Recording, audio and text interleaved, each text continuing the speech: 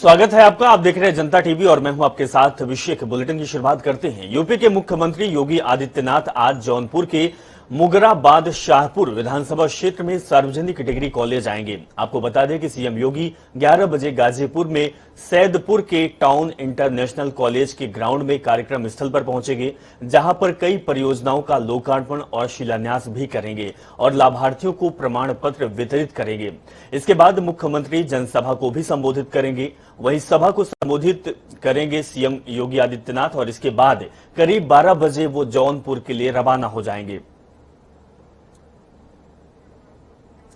Pramod Kumar live हमारे साथ जुड़ चुके हैं। प्रमोद, गाजीपुर का दौरा है आज सीएम योगी आदित्यनाथ का, ये दौरा कितना अहम रहने वाला है और क्या कुछ होने वाला है इस दौरे में? कितने बजे सीएम योगी आदित्यनाथ पहुंचेंगे इस ग्राउंड में?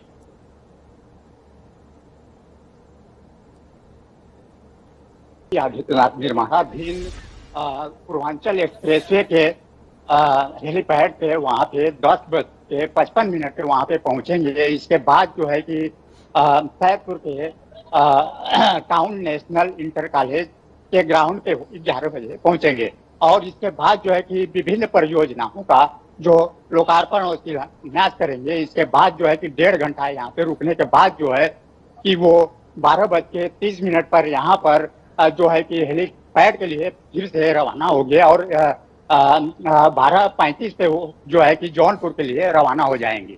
जी प्रमोद, जिस तरीके से आप मौके पर मौजूद हैं, हमारे दर्शकों को आप तस्वीर भी दिखाइए कि किस तरीके की तैयारी की गई है जहां पर यह कार्यक्रम होना है।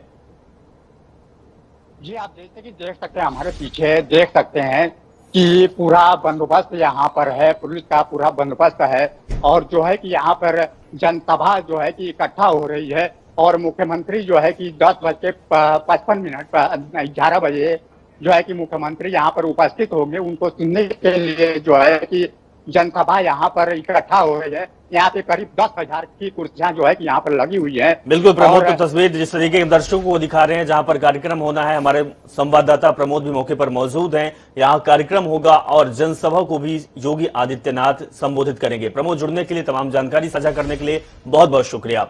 अगली खबर का रुख करते हैं। पश्चिमी उत्तर प्रदेश सियासी नजरिए से उर्वर माना जाता है, लिहाजा कांग्रेस अपनी पहली जनसभा यहां से कर माहौल को गरमाएगी। प्रतिज्ञा यात्रा से पहले 3 जनसभाएं कर जनता में माहौल बनाया जाएगा। वहीं पहली यात्रा अयोध्या से 7 अक्टूबर को निकलने पर सहमति बनी है। इन सभी जनसभाओं में कांग्रेस महासचिव और यूपी प्रभारी प्रियंका गांधी वाड्रा मौजूद रहेंगी। 29 सितंबर को मेरठ, 2 अक्टूबर को बनारस, 7 को आगरा और 12 अक्टूबर को गोरखपुर में जनसभाएं की जाएगी। आपको ये भी बताते चले कि अभी तक ये यात्रा 20 सितंबर को निकाली जानी थी, लेकिन बैठकों में तय किया गया कि इससे पहले कुछ जनसभाएं कर माहौल को गरमाया जाएगा और यात्रा की शुरुआत नवरात्रि से ही की जाएगी। जनसभाओं की शुरुआत मेरठ से होगी। 4 जनसभाएं तय हो चुकी है, इनमें 2 पश्चिमी तो 2 पूरब में जनसभाएं की जाएगी। वहीं चित्रकूट में भी जनसभा होनी है, लेकिन तारीख अभी तय नहीं की गई है।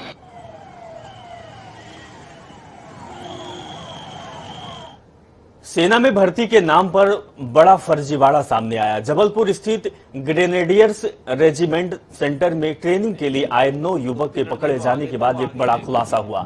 सभी के पास फर्जी नियुक्ति पत्र पाए गए। इन्हें वाराणसी स्थित छावनी क्षेत्र के मेजर अजय कपूर के नाम पर लेटर देकर ट्रेनिंग सेंटर पर भेजा गया था, जबकि इस नाम के अफसर की वहां कोई पोस्टिंग नहीं है। भर्ती के दौरान जालसाज ने इस कथित मेजर को वर्दी से युवकों से मिलवाया था, जिसके बाद भर्ती के एवज में उसने 5-5 लाख रुपए भी लिए थे। सभी साधारण परिवार से हैं और उनके घर वालों ने खेत गहन बेचकर और कर्ज लेकर पैसों का इंतजाम किया था। पुलिस ने धोखाधड़ी समेत कई धाराओं में मामला दर्ज कर मामले की जांच पड़ताल शुरू कर दी है।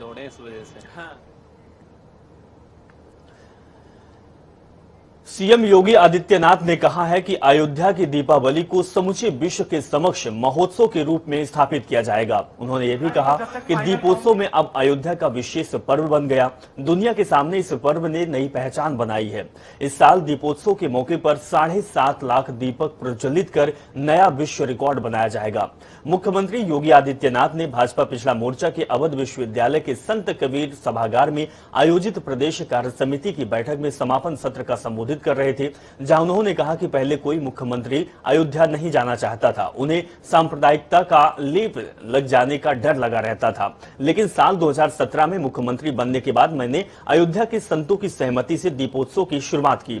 इस बार दीपोत्सव में जो दीपक प्रज्वलित होंगे, उन्होंने ये भी कहा कि मौजूदा समय में प्रजापति समाज चीन से अच्छी और सस्ती मूर्तियों का निर्माण कर रहा है।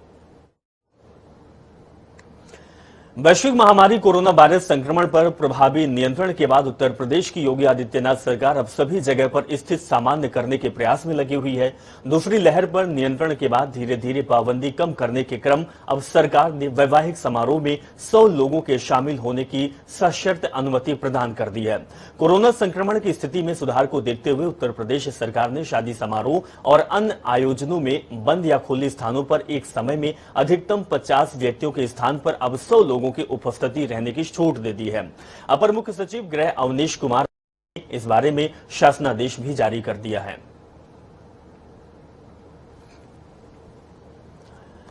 आगामी दिनों में शारदीय नवरात्रि, विजयदशमी और चेहल्लाम को देखते हुए उत्तर प्रदेश सरकार सतर्क है। मुख्यमंत्री योगी आदित्यनाथ ने उच्च स्तरीय बैठक के निर्देश दिया है। त्योहारों में कानून व्यवस्था दुरुस्त रहे, कहीं भी सांप्रदायिक सौहार्द न बिगड़े, साथ ही त्योहार मनाने में कोविड प्रोटोकॉल का पालन जरूर किया जाए। इस तरीके की बात सीएम योगी आदित्यनाथ ने कही है। साथ ही सीएम के निर्देश के बाद शासन और शारदीय नवरात्रि, विजयदशमी, रामलीला मंचन और चेहल्लम को लेकर कोविड-19 प्रोटोकॉल, कानून व्यवस्था और सांप्रदायिक सौहार्द बनाए रखने के लिए गाइडलाइन भी जारी कर दी गई। पर्वों के अवसर पर कोविड-19 महामारी की रोकथाम के लिए दिए गए निर्देशों का कड़ाई से अनुपालन सुनिश्चित कराए जाने के निर्देश दिए गए हैं।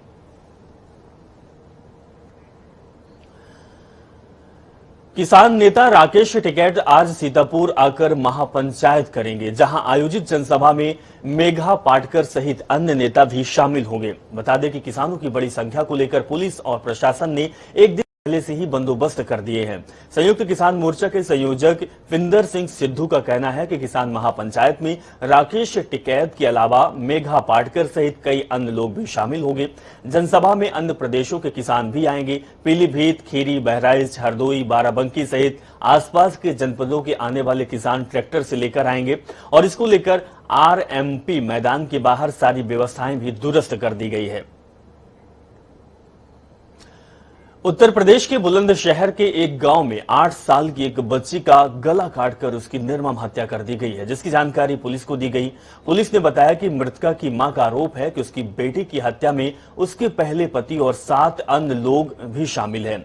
वहीं बुलंदशहर के वरिष्ठ पुलिस अधीक्षक संतोष कुमार सिंह ने कहा कि अपराध में कथित रूप से शामिल 2 लोगों को गिरफ्तार कर लिया गया। सिंह ने यह भी कहा कि घटना जिले के अगौता पुलिस थाना अंतर्गत जौलीगढ़ गांव की है।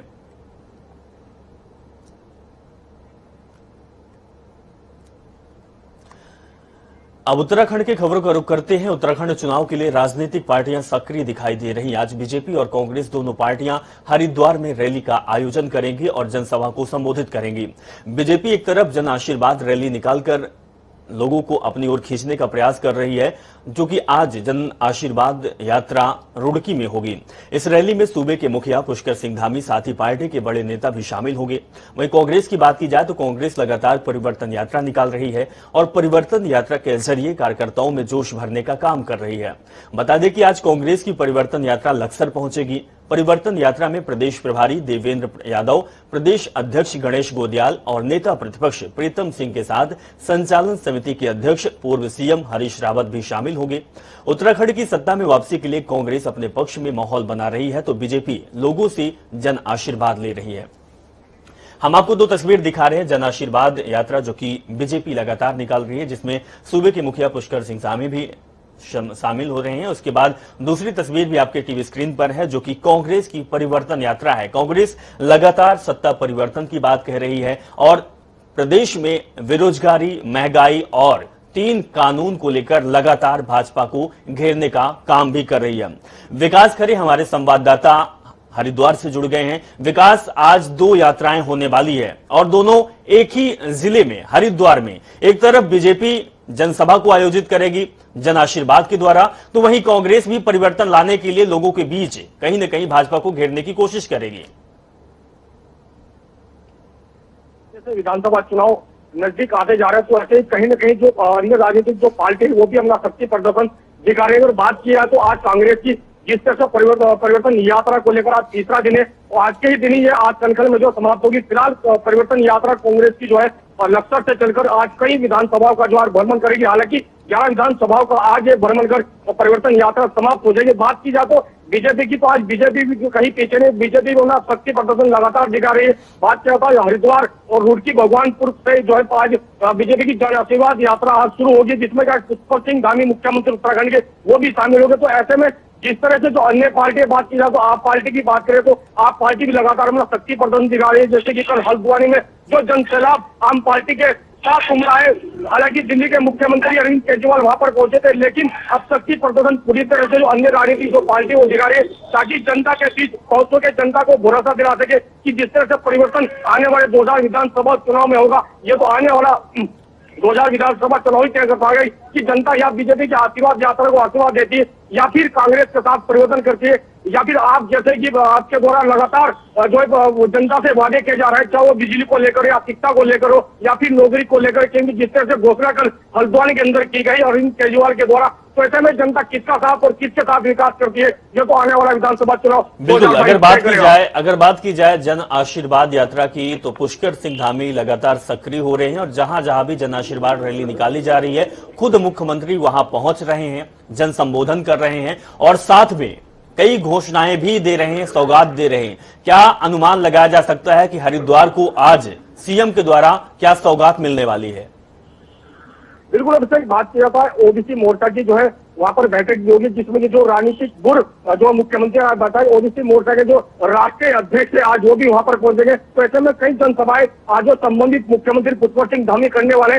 बात की जाता है भगवानपुर से जन आशीर्वाद यात्रा का जो है आगाज किया जाएगा, आज शुरू की जाएगी और ये यात्रा आज मक्कलपुर गांव तक पहुंचेगी। तो ऐसे में लगातार जिस तरह से जन सैलाब उमड़ने की उम्मीद है, जो मुख्यमंत्री की आज इस तरह से जनसभाएं होनी है, तो आने वाले टाइम में 2022 चुनाव को लेकर सभी जो राजनीतिक पार्टी वो टारगेट लेकर चलेगी, आखिरकार जनता के बीच किस तरह से पहुंचेंगे, जनता के जो वादे हैं जनता तक किस तरह से वो गिनवाएंगे। तो ऐसे में जो अन्य राजनीतिक पार्टी है वो लगातार जनता के बीच पहुंच रही है, चाहे वो भाजपा हो या फिर कांग्रेस हो, तो लगातार जो है जनता के बीच में अपनी समक्ष जो बातें हैं वो रख रही है। तो बात करें तो लगातार जो टारगेट है फिलहाल अन्य राजनीतिक पार्टी को जनता को लुभाने का, हालांकि ये तो आने वाला विधानसभा चुनाव ही तय कर पाएगी कि इस बार जो है जनता किसको अपना मुख्यमंत्री बनाती है। लेकिन विकास, अगर बात की जाए तो दूसरी तरफ कांग्रेस भी पीछे नहीं है। कांग्रेस की लगातार दिग्गज जो नेता हैं वो परिवर्तन यात्रा पर शामिल हो रहे हैं, बहुत सारे मुद्दे हैं, सरकार को घेर भी रहे हैं और लोग कहीं न कहीं कांग्रेस का साथ भी दे रहे हैं। अगर दोनों यात्राओं की बात की जाए तो कौन आज हरिद्वार में भारी पड़ने वाला है? बिल्कुल, अभिषेक आपको बता दें ये तो आज दिलचस्प रहने वाला आज का दिन है, क्योंकि हरिद्वार में एक और परिवर्तन यात्रा है और दूसरी ओर जन आशीर्वाद यात्रा है। हालांकि दोनों ही परिवर्तन यात्रा की बात करें या फिर जन आशीर्वाद यात्रा की बात करें, दोनों ही तरफ जन सैलाब उमड़ने की पूरी उम्मीद है। हालांकि ये तो जिस तरह से जन परिवर्तन जो यात्रा है वो भगवानपुर से 12 बजे शुरू होगी और जो परिवर्तन यात्रा है कांग्रेस की वो लगभग 11:30 बजे लक्सर से शुरू होगी, जो कि आज कनखल में जाकर समाप्त हो जाएगी। और बात की जाता है जन परिवर्तन यात्रा में भी लगभग जो है काफी जनसंख्या का आज उमड़ने की वहां पर बात की जा रही है। तो ऐसे में जिस समय मुख्यमंत्री पुष्कर सिंह धामी जनसभा को संबोधित करेंगे वहां पर किस तरह का जनसैलाब उमड़ता है, हालांकि जनता भाजपा को आशीर्वाद देती है या जो परिवर्तन यात्रा है कांग्रेस की उनके साथ में साथ देती है। अभिषेक, अगर विकास बात की जाए तो उत्तराखंड में बहुत सारे मुद्दे हैं। अभी तक 4 धाम यात्रा बंद पड़ी हुई थी, हालांकि अब 4 धाम यात्रा चालू हो गई है। देवस्थानम बोर्ड अभी भी प्रदेश में हावी है। और अगर हरिद्वार की बात करें तो हरिद्वार में जो कोविड टेस्ट हुआ था वो फर्जीवाड़ा भी कहीं ना कहीं कांग्रेस में लिप्त होता जा रहा है।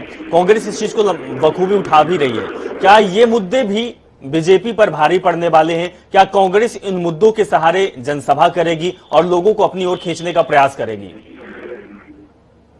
बिल्कुल, अभिषेक बात किया तो जिस तरह से घोटाला कोविड-19 का हरिद्वार कुंभ में था, इसको लेकर जो है विपक्ष लगातार हमलावर विपक्ष का लगातार कहना है कि जिस तरह से जो है घोटाले का अवसर उजागर नहीं हो पा रहा। हालांकि मुख्यमंत्री पुष्कर सिंह धामी के जो है बैठक में एक मीटिंग का आयोजन किया गया था, जिसमें कि निर्देश दिए गए थे कि जिस तरह से जो फर्जीवाड़ा उसको प्रशासन जो है लगातार इसका खुलासा रहे। हालांकि प्रशासन और एसआईटी टीम ने जो है अभी कार्रवाई भी की थी। कहीं जो बात की जाए तो जिस तरह की जो लैब है वहां पर जाकर जो है 2 नगरों के साथ में वहां पर उनका जो है तालाबंदी भी की थी। तो ऐसे में लगातार जो प्रशासन की टीम है वो लगातार इसको इसकी चार्ज में जुटी है।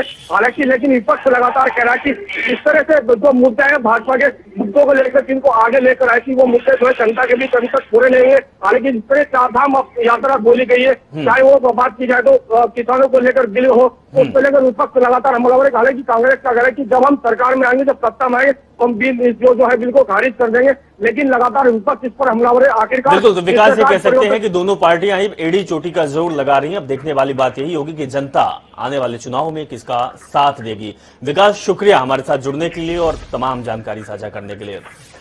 पहाड़ी से हुए भूस्खलन के कारण ऋषिकेश बद्रीनाथ हाईवे कर्णप्रयाग के पास करीब 8 घंटे तक बाधित रहा। एनएच की ओर से रात में मशीनें लगाकर मलबा हटा दिया गया था, लेकिन रात को फिर से पहाड़ी दरकी और यातायात बंद हो गया। इस दौरान वहां करीब 200 वाहन फंसे रहे। रात में हाईवे न खुलता देख तीर्थयात्री और अन्य लोग आसपास के होटलों में रुक गए। लोगों ने कहा कि पहाड़ी से काफी मात्रा में मलबा और बोल्डर सड़कों पर आ गए थे, जिसके वजह से रास्ता बंद रहा। काफी समय बाद मलबा हटाया गया। हम आपको तस्वीर भी दिखा रहे हैं, चमोली की तस्वीर है। बद्रीनाथ हाईवे में ऐसी तस्वीर आई है। जगह जगह भारी बारिश और भूस्खलन की वजह से यातायात बाधित रहा। लोगों को आने जाने में परेशानियों का सामना करना पड़ा। चमोली की तस्वीर आपके टीवी स्क्रीन पर है। भारी बारिश का कहर चमोली जिले और आसपास के कई जिलों में लगातार जारी है। देश भर में वरिष्ठ नागरिकों के साथ हुए अपराध के आंकड़ों पर नजर डालें तो कई राज्यों के हालात चिंताजनक है। साल 2018 में देश में वरिष्ठ नागरिकों से जुड़े अपराध 24,349 थे, जो कि 2019 में 27,804 पर पहुंच गए। 2020 की बात की जाए तो ये आंकड़े 24,794 रिकॉर्ड बन गया। वहीं देश में सबसे ज्यादा वरिष्ठ नागरिकों के साथ अपराध की बात करें तो महाराष्ट्र में 2020 में सर्वाधिक 4909 मामले दर्ज किए गए। मध्य प्रदेश की बात की जाए तो 4600 से ऊपर मामले रहे और गुजरात में 2785 मामलों के साथ तीसरे स्थान पर बना रहा। वरिष्ठ नागरिकों के साथ सबसे कम अपराध के हिसाब से देखें तो मणिपुर में 7, असम में 6, झारखंड में 2, मेघालय में 3, सिक्किम में 2 और उत्तराखंड में 4 मामले दर्ज किए गए हैं।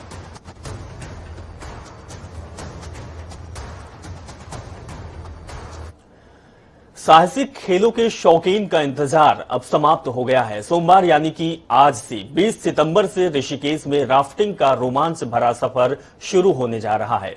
टिहरी प्रशासन की ओर से इसे हरी झंडी मिल गई। इससे राफ्ट संचालकों के चेहरे खिल उठे हैं। पर्यटन मंत्री सतपाल महाराज ने कहा कि गंगा नदी में 10 साल के बच्चों को राफ्टिंग की अनुमति दी जा सकती है। रिवर राफ्टिंग करने के लिए गंगा का जलस्तर 137 मीटर होना चाहिए, जबकि इस समय नदी का जलस्तर 138 मीटर हो चुका है, जो 1 मीटर बढ़ा हुआ है। कहा कि बीते दिनों नदी का जलस्तर सामान्य हो गया था, लेकिन जैसे ही पर्वतीय क्षेत्रों में बारिश हो रही है, उससे गंगा का जलस्तर बढ़ रहा है। रेकी टीम ने अब जलस्तर सामान्य बताया। वहीं टिहरी प्रशासन की ओर से इसे हरी झंडी मिल गई है। सोमवार से गंगा नदी में रंग बिरंगी राफ्टें तैरेगी और लोग रोमांच पैदा करेंगे।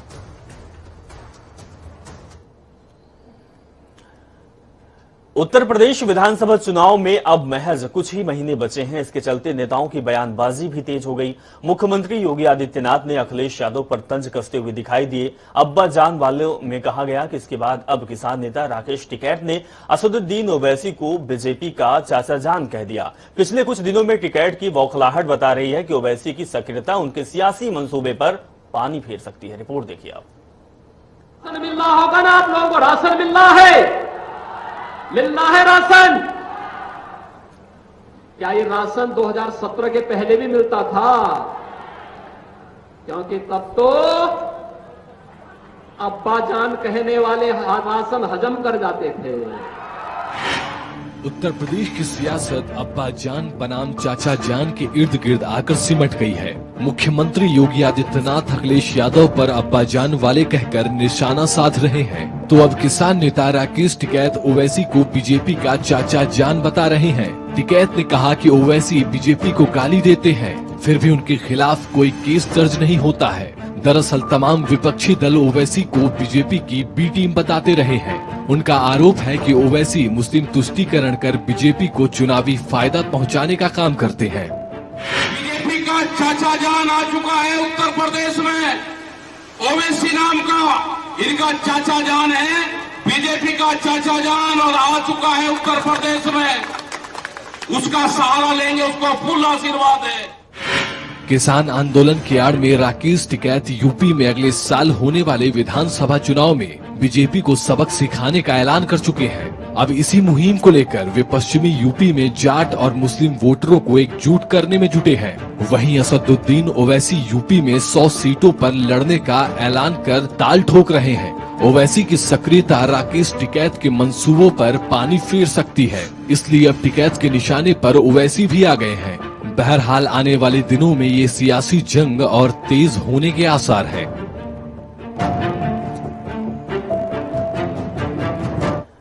देश के कई राज्य इन दिनों डेंगू का दंश झेल रहे। इसी बीच डेंगू के इलाज के लिए दवा की रिसर्च कर रहे वैज्ञानिकों की बड़ी सफलता हाथ लगी। लखनऊ के केंद्रीय औषधि अनुसंधान केंद्र यानी CSIR-CDRI के वैज्ञानिकों ने 2 ड्रग डोज निकाले हैं। इसके प्रथम चरण में चूहों पर किया गया ट्रायल सफल पाया गया। जल्द ही इंसान पर भी इसका परीक्षण होगा। आखिर ये किस तरीके की सफलता पाई है, आप इस खास रिपोर्ट को देखिए।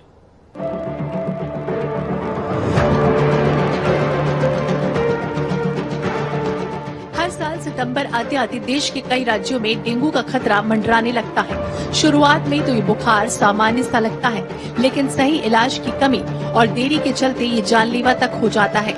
इसे लेकर लखनऊ के केंद्रीय औषधि और अनुसंधान संस्थान CSIR-CDRI के वैज्ञानिकों ने डेंगू के इलाज के लिए 2 ड्रग खोज निकाले हैं, जिसका चूहों पर सफल परीक्षण किया गया। हालांकि ये ड्रग अभी तक थ्रोम्बोसिस के इलाज के लिए प्रयोग किया जाता रहा है। ये परीक्षण अभी चूहों पर किया गया है और जल्द ही ह्यूमन पर ट्रायल करने के बाद लोगों के लिए दवा उपलब्ध हो पाएगी।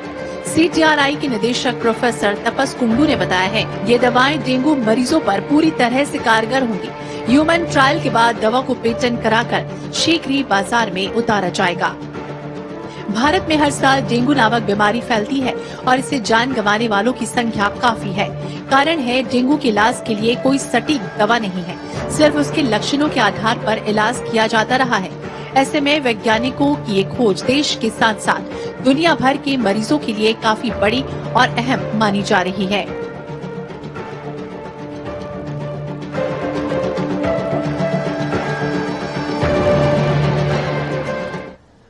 इस बीच एक बड़ी खबर आ रही है। आजम खान को लेकर बड़ी खबर आ रही है। आजम खान से ईडी करेगी पूछताछ। 20 सितंबर से लेकर 24 सितंबर तक होगी पूछताछ। मनी लॉन्ड्रिंग मामले में पूछताछ होगी आजम खान से। तो बड़ी खबर आपको दिखा रहे हैं, आजम खान से लेकर बड़ी खबर आ रही है और 20 सितंबर से लेकर 24 सितंबर तक आजम खान से ईडी पूछताछ करेगी। मनी लॉन्ड्रिंग मामले में आजम खान से पूछताछ की जाएगी। तो इस बड़ी खबर के साथ फिलहाल इस बुलेटिन में बस इतना ही। आप जुड़े रहें और देखते रहें जनता टीवी। नमस्कार।